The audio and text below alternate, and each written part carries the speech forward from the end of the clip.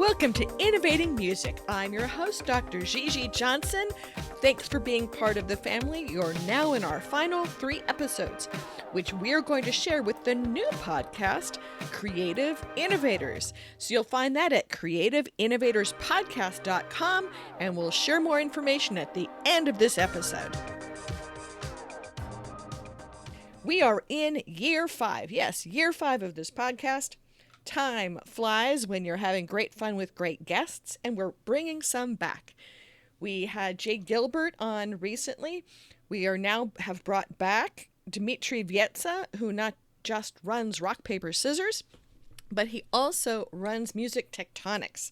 So this was a first-time conference this past October, and given the whipsaw in not just the music innovation space, but in the conference space, I thought it'd be great to bring Dmitri back to talk about all the changes happening in music technology, but also the changes happening in the conference business and how he has swung into an online presence, created online webinars, conference sessions, collaboration sessions, and has really risen to a leadership role in helping bridge people together in the work they're doing now in music innovation. So enjoy this episode, and we're glad to have Dmitri back with us.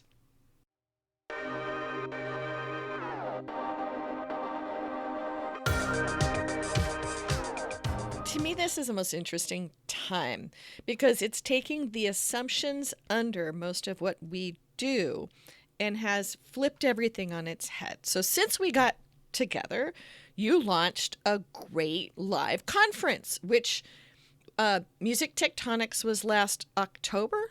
Yes, October 2019. 2019. And you had a fire in your backyard. So you were almost dealing with the ultimate physical challenge of a physical thought leadership event where you had to find a new hotel, move everything, move the food with less than 24 hours notice. Given what's happened in 2020, I have not thought about that fire in weeks. It's been several weeks since I've thought about that.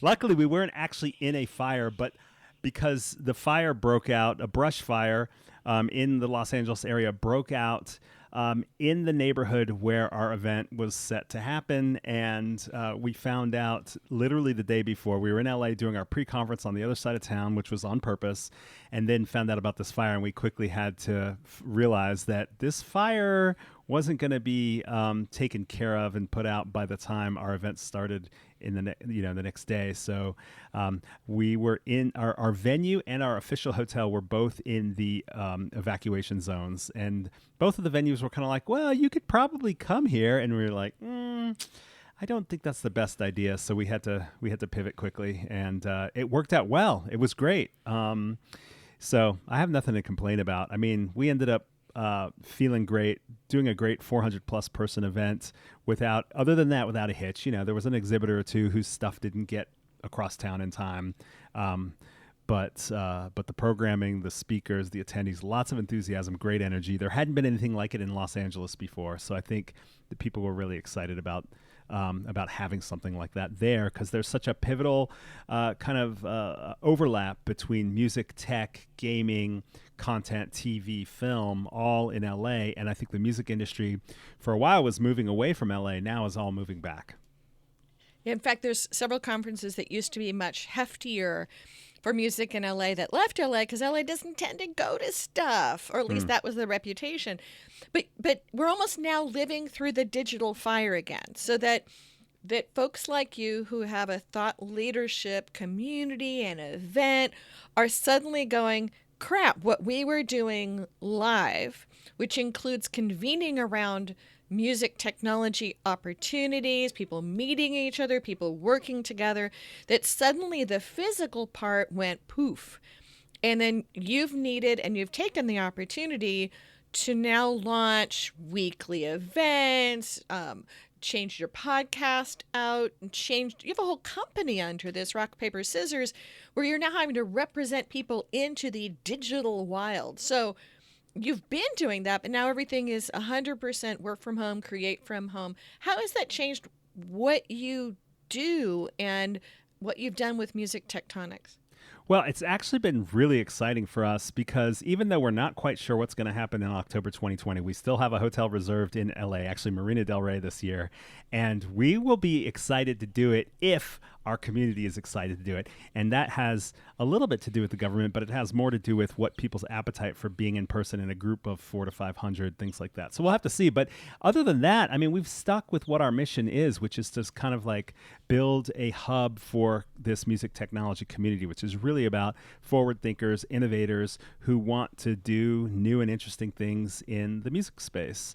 And we had a unofficial music tech meetup that had been planned to take place at South by Southwest. And our chief operating officer, Cheryl Woodhouse, said, so what? Let's do it anyway. And our manager of new business, Jade Preboy, actually ended up doing 4 events in a row immediately. So everybody all of a sudden realized this was getting canceled. The whole live music industry started to fall like dominoes. And Jade was organizing our first online meetups. We immediately pivoted that into what we call Weekly Webs Day, which is every Wednesday at 12 p.m. Eastern mini panel with a chance for people to actually interact, because that's part of what we really like out of these live events, conferences, and things like that, is the opportunity to actually meet people, see people face to face. And so we really wanted to make that happen in how we pivoted with what was going on in the world. So we're going to talk about the ways that music innovation and technology has been changing.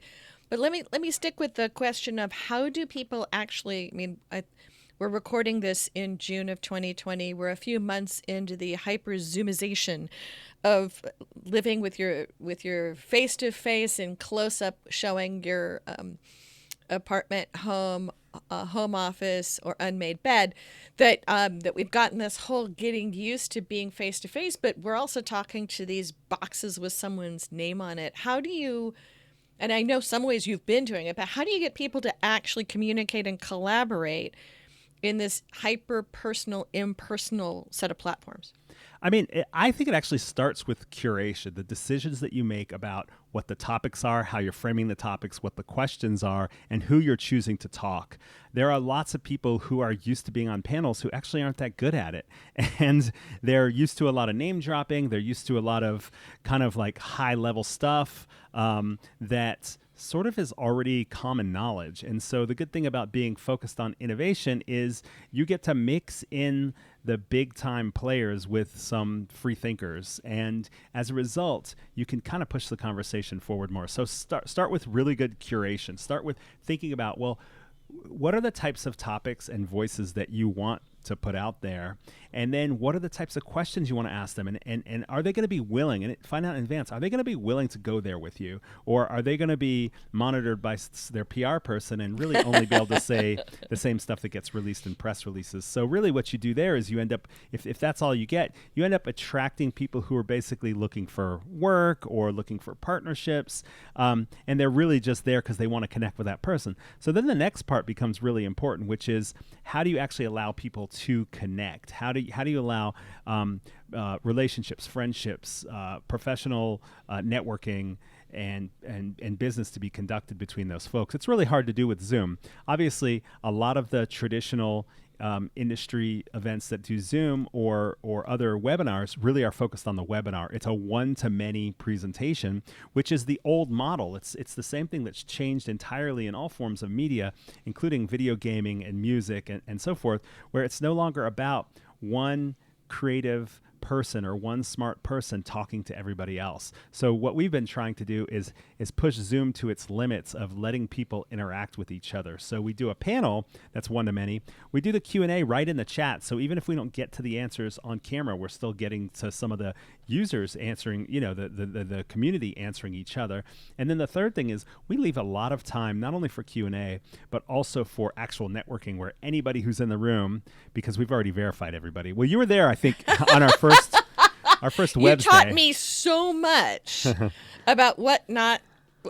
Well, not to let happen. Not let people change their names in Zoom. Yeah.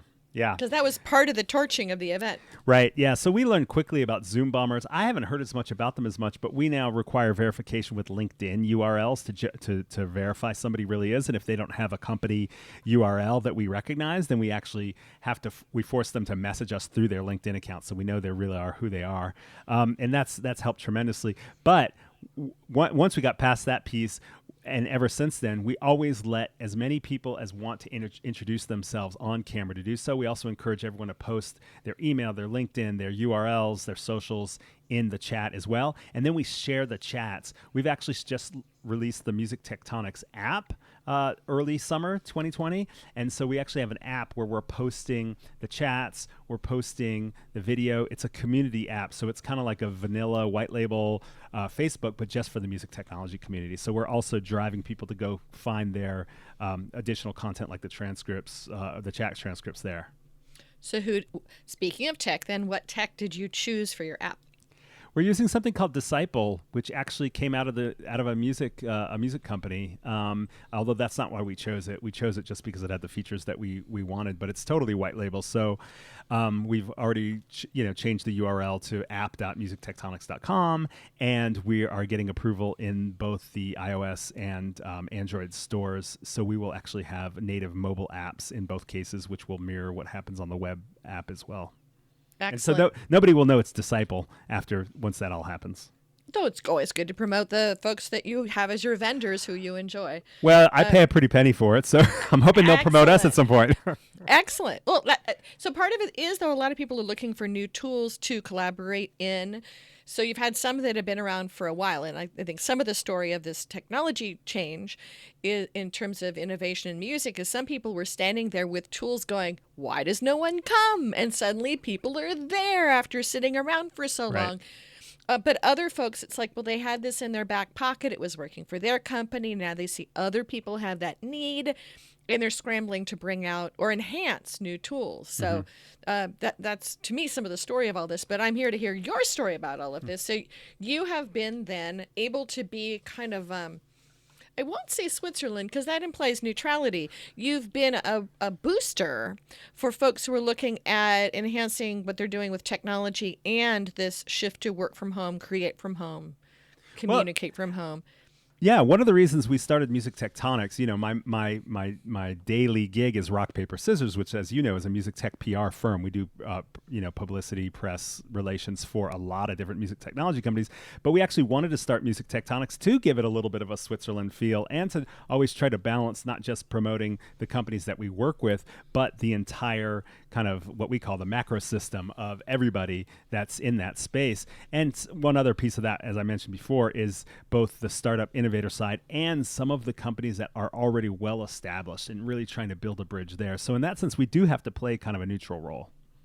And you also had done that at South by Southwest for a while, that you had created meetups that were letting people find each other. And in many ways, that's been a bit of I shouldn't say a gap, because you've had, Brian Zisk, who's been on the show, and other folks who've got other regional approaches, but you're trying to create kind of a broader space.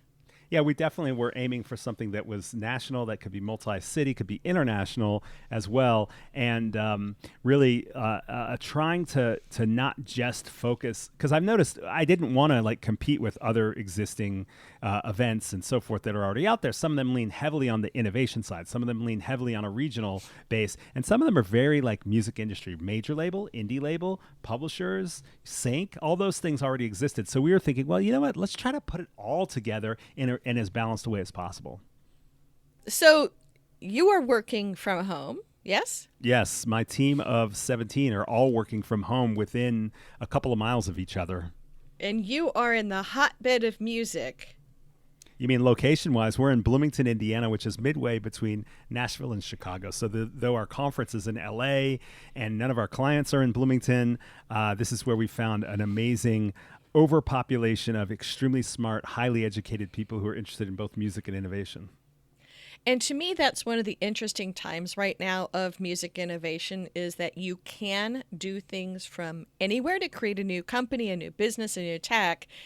And now you can really create together and connect up, because so many people are thinking of things and working from their homes. What are you seeing then as to what people are doing, and where is music innovation now coming from in this pandemic era? Well, I mean, I think you touched on it earlier in the conversation. We are seeing how are people reacting to self-isolation, lockdown, not being able to perform, all those types of things, remote work.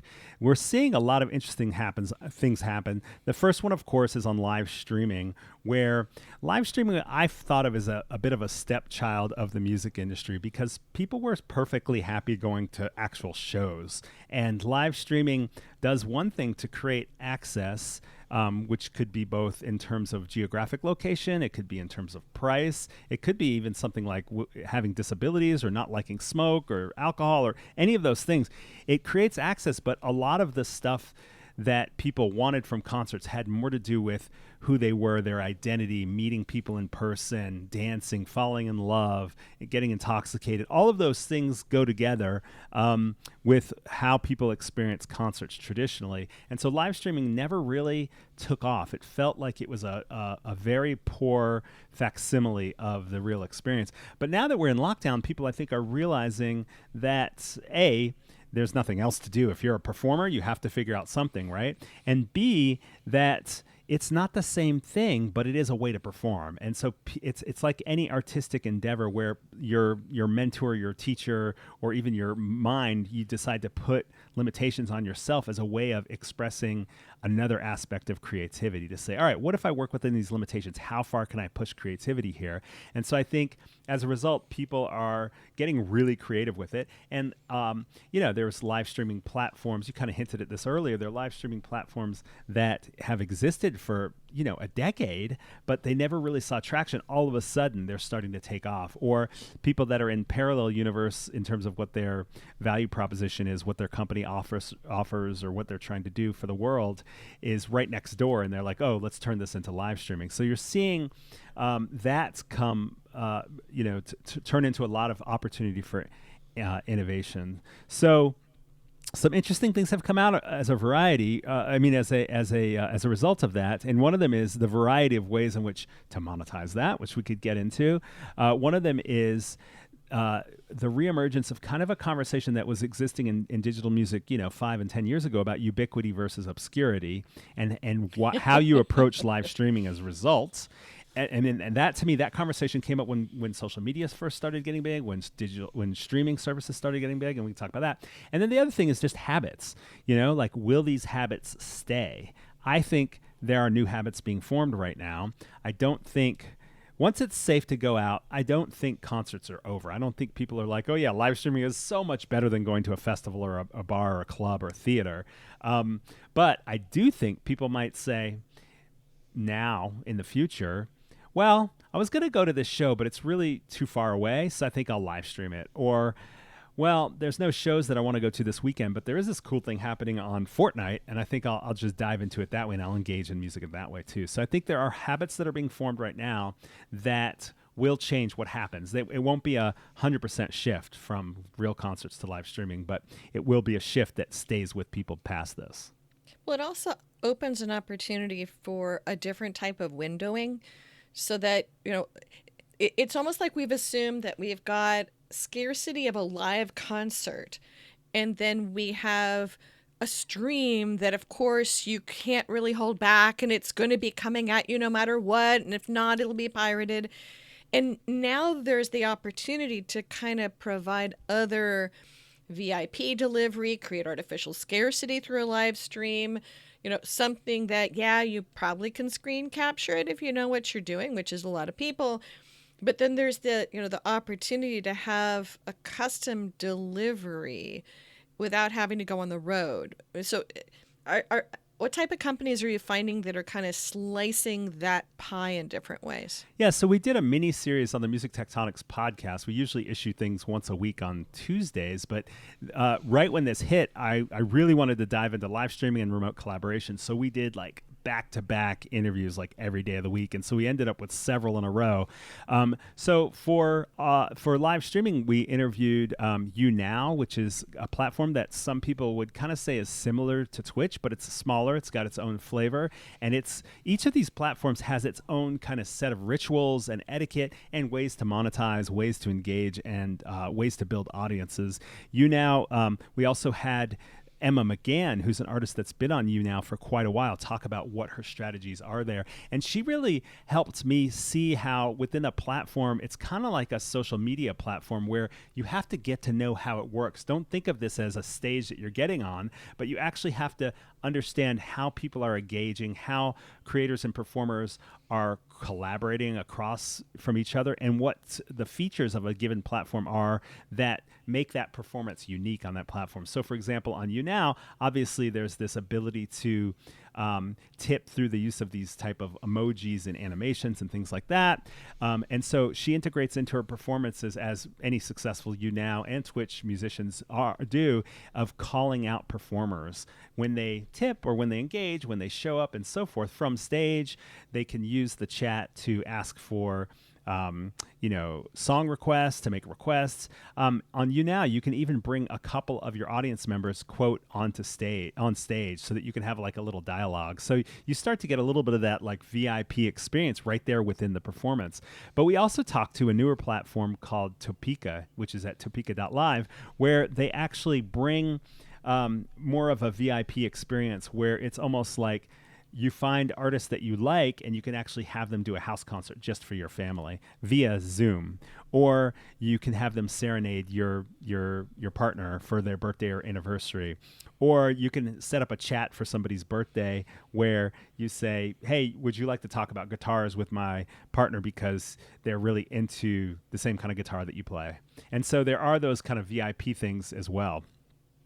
And then there's companies like Stage It, which has been around since 2009, pretty much had decided to bring the auras in for quite a while. And all of a sudden, they had grossed something like $500,000 in 2019. But in the first 3 weeks of COVID lockdown, they had already seen $850,000 roll in gross. So, you have all sorts of different platforms, and each of them's a little different. A company that we work with is Bands in Town, which is not a live streaming platform. It's a concert discovery platform, but they quickly adapted to help all the artists who were having to pivot to live stream to help them discover live streams. They did that by starting their own Twitch channel and using that as a way to focus on up-and-coming artists and help them get audience. But then they also added a watch live, so now you can get notifications either via their app or email when a band that you like is planning to do a live stream concert. You can find out about it just with a notification. So there's a wide variety of stuff happening there. There's more. I could go on and on. I know, and I think your team helped us get Fabrice to be on this show fairly recently, so that's been very helpful as well. He actually came and talked to our students in class, which was a really great addition. And actually for us, so I'm teaching 100-something students in the term that's just wrapping up, and one thing that's been interesting is that people now have flexible time to be able to speak to each other and connect, and it seems like that's been an accidental benefit for what's been going on as you've been able to bring voices together that may have been tangled up in travel or projects, and now they've got time to actually I think that's talk. a really good point, Gigi. I think that people are frequently too busy. There's too much going on, and all of us feel pretty busy during this, at least those of us who are in the working world as opposed to maybe the education world. I don't know how it is in terms of students. They may feel like they're going crazy because they have so much free time, but in work they don't have so much free time. That's good. That is not what's happening. It's almost the opposite. Yeah, so I think everyone's having that, right? It's like you get this your schedule changes and there's no excuses not to do more, and you end up doing more as a result. And so that's definitely what I'm seeing. But I used to use this kind of hack for business networking in the music industry, which is show up in a city and say, I'm here for 2 days, can you meet with me? That worked so much better than just being in the same city as somebody all the time, because it's like, yeah, sure, I'll see you at some point, but just showing up. And now with the Zoom world for music industry networking and so forth, you actually do increase access. There's less excuse, there's less commute time, and people are more, I think, more open to connecting. Now, we may be coming on the tail end of that. By the time this podcast airs, maybe nobody ever wants to do a Zoom ever again, but I think there is something there about there's kind of a leveling of the playing field that's happening as a result of everybody being at remote work all of a sudden. There's no more front door to go through. Everybody has the same internet. Well, not everybody. I shouldn't say everybody, because not everybody has the same internet access. But there is certainly a little bit of a leveling there, I think. Well, yes and no. So I would contest. We were talking before we started the podcast itself that this is actually a really good and awful time for that. So if you are not in a community or in a socioeconomic where you have access to technology, and don't necessarily know. I mean, part of it, there's almost a clutter of stuff. I think in the past few weeks, I could have readily gone to about 5 digital conferences a week going on. True. Some at the same time. I'm speaking at some of them. But how would you know? It's almost like the algorithms are helping push to you what's available. So if you're not in the human ecosystem to know about music Tectonics or about the Amplify Music conference that you helped us with back in April, that if you didn't know it was happening and weren't in the in group or in the connected group, I mean, I keep talking to my own students about this, is they can walk into umpteen conferences and conversations now, but how would they know about them? And I do think that this is a grand time if you've got microphones at home and a computer at home and have the economic freedom to go to stuff and have a decent web connection. But if you don't, it's almost like the world is happening without you and you're not going to be able to get into that space. Are you seeing changes in the actual innovating side that are being accelerated by all these people being connected? Or what are you seeing as to kind of the pre-launch stage of sort of the creation side of tools and the community you see? I'm going to push back a little bit, because I agree that you absolutely cannot assume that everybody has the same access, right? You might not have a good enough computer. You might not have good enough internet. You might not have enough privacy to actually do a business type That's a big event one. and so forth. All of those things are totally legitimate. But, Music Tectonics is working in a B2B space, business to business, music and technology, networking, knowledge sharing, and so forth. And what I'm seeing, I think, is more diversification of who's attending our online events. I think both in terms of parts of the country, international, and probably there's some socioeconomic stuff there as well that, I don't know. I can't assume one way or the other, but my hunch is because of the diversity that we're seeing. I mean, we have people joining from India, from, Africa, from all over the place. And as a result, it makes me think, even though you may or may not know, right? There's an in-group or an out-group or whatever in terms of getting access to the events. If you find out about them, it's automatically just as cheap for them to attend, almost relatively, as somebody in the United States, versus spending $2,000 on a plane ticket versus $2,000 on hotels. So all of a sudden you're like, well, will I go to an event like Music Tectonics in LA that'll cost me $5,000 by the time all said and done, or will I spend, $75 on an online event? I mean, it's day and night, right? Absolutely. And that's where I find this all really interesting. My travel budget is now not spent this year. Right. Because I didn't go to South by. I haven't gone to 4 other conferences in the meantime. I wasn't supposed to be home right now. So to me, that's really interesting in terms of lack of having to spend to get in the game as to meeting people. I might not, though, have the access to other people's money for stuff, and that could be a longer conversation. Oh, yeah, yeah. But I do find the real interesting change, and I'll talk about this in a second in a related space, is we now have some instant globalization. Mm-hmm. So whether it's the fact that I might be a local artist that you may not know of in another country, and suddenly someone can come to a streaming concert and discover you. But I'm finding in the music education space, which has a lot of innovation around it, there are people who had local businesses who've now gone global. And the barriers that are geography, in some cases, have gone and gone away. So if I might have had a proprietary space in my community to bring a unique technology of music to my local community, I now have had to suddenly put it online. And I'm finding so many companies that are in that space who are suddenly going, I have a global audience. I have an instant, I had no idea.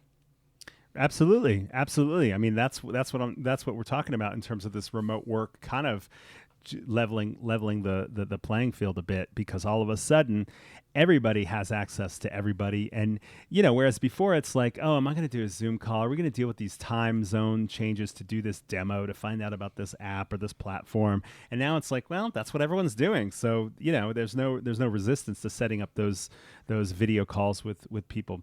And going back to what you were saying about, other ways in which the field is being leveled or not, I feel like even before COVID hit, we were seeing a filling in of the music tech market. You're seeing more startups who, just because of the evolution and the maturation of certain tools, everything from developing languages to platforms that allow you to build platforms on top of platforms, you're seeing more kind of innovative, smaller startups emerging to the point where they can actually go to market. And they're not just little features, but they're full-on concepts. And they're now the ones that are interacting with the types of creativity that's kind of exploding as everybody has more free time or me time, are really interesting. There's a whole new interest in creator tools for people who make music, video, and other types of quote content. I know people sometimes hate these terms, creator and content and so forth, but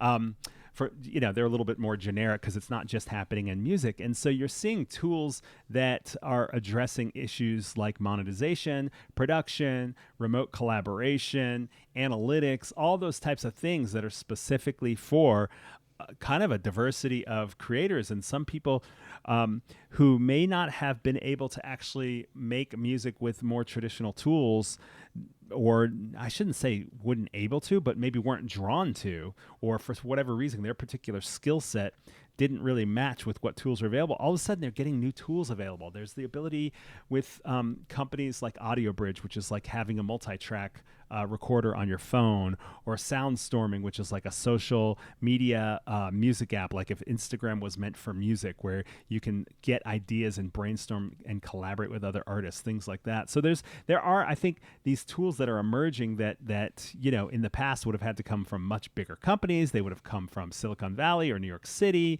major cities, and now you're starting to see them emerge from other parts of the country and the world. And in some ways that it's almost a different level of specialist somewhere in between. I've been seeing this a lot where people are expecting, well, I'm pretty smart. I should be able to figure this tool out and suddenly be able to produce my professional level content. I think some people are saying, oh, crap, there is sophistication to this and it is over my head. And I'm finding some of my students, for example, are getting hired in to actually be that professional live stream videographer, coordinator, right, cleanup person. So the level of tools have come to the average creator can use some of them, but the people are now beginning to dig into how in the world do I clean up my audio from a live stream? How do I understand what I can do with the limitations of what I have, or make everything sound, we're talking about remote creation. How do we create together? And that it's not just I push a button and suddenly everything's fabulous. But a lot of sort of sophisticated tools in between, and people who are now coming out and bringing their audio engineering skills to more diverse populations. Absolutely. And it's interesting to see what's happening right now, but I think it's also going to be interesting to see what happens in the coming weeks and months as a result of those factors that you're talking about.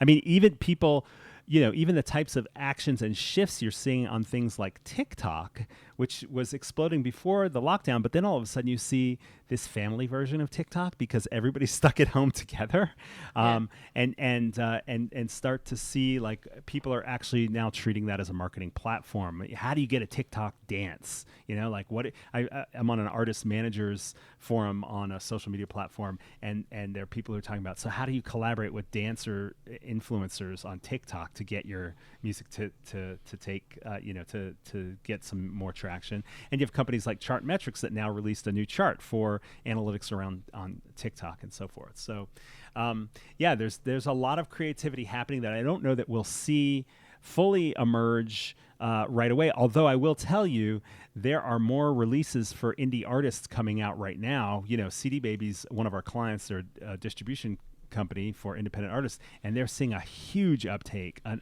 unbelievable uptick in terms of how much stuff is getting released right now. Maybe they saw that a lot of the traditional artists were not releasing stuff because their tours got canceled. Maybe they themselves had tours that were canceled, and they were just like, well, there's no point in waiting until the fall because there's no tour then either, so let's just get the stuff out there. So there you are seeing an uptick in that aspect of creativity as well. Dmitri, it's been great having you on this show. We could possibly talk forever, but I would love to have you back on the show in a few months as to where we've gotten to, if I can get you to join us again. Hey, it's always great to talk with you, Gigi. You know, we love collaborating on these things. And, you know, when we could see each other in person, we were hanging out at South by Southwest or other events. Absolutely, or NAMM or other stuff. Yeah. Your Amplify Music event was awesome, and I've appreciated seeing you at the Weekly Webs Days. So always glad to do it. I'll be glad to come back. So where can people, you've mentioned several things, best place to find your stuff is to go to Music Tectonics as a starting point, or where should people dig in? We are a two-headed monster, so musictectonics.com is where you'll find our podcast, our conference, our online events, our app, and so forth, app.musictectonics.com if you want to join that community. And then rockpaperscissors.biz, B-I-Z, that's the music tech PR firm that I run. Thank you for joining us. Thanks for listening. This has been a great ride. We've enjoyed having you as part of our Innovating Music family.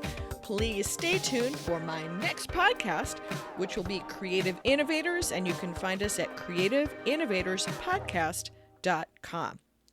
Thanks again.